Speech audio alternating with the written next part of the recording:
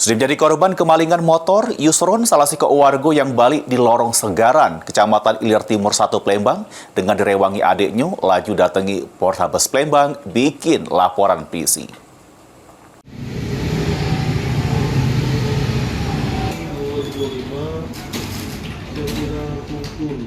Nasib apes yang dialami Yusron, salah si warga yang balik di Lorong Segaran, Kecamatan Ilir Timur 1 Palembang, sudah menjadi korban kehilangan motor di parkiran rumahnya.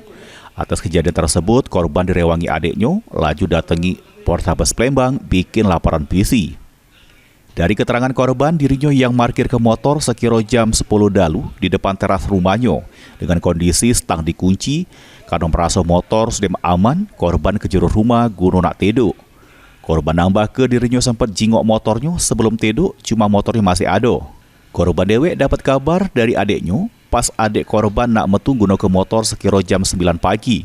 Jingok motor di parkiran sudah melengit.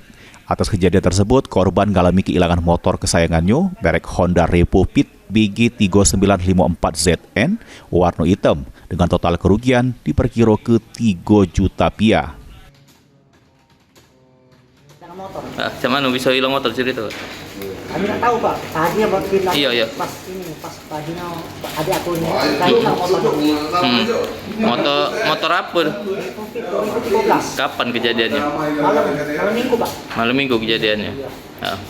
Adik itu tuh nyingoknya tuh mana cerita? Ya pas dia nak jemput adiknya kan kita jemput pas itu nyingok motor kadang nggak katik lagi. Motor itu kondisinya di mana tuh?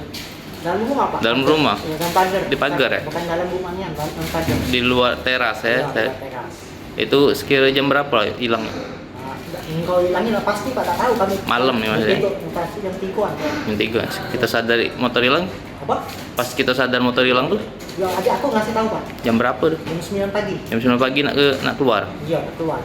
Ini laporan korban sudah diterima pihak kepolisian, terus bakal ditindaklanjut oleh Satreskrim, khususnya unit Ranmor, Polrestabes Palembang, guna pengembangan lebih lanjut. Suryadi, PAL TV.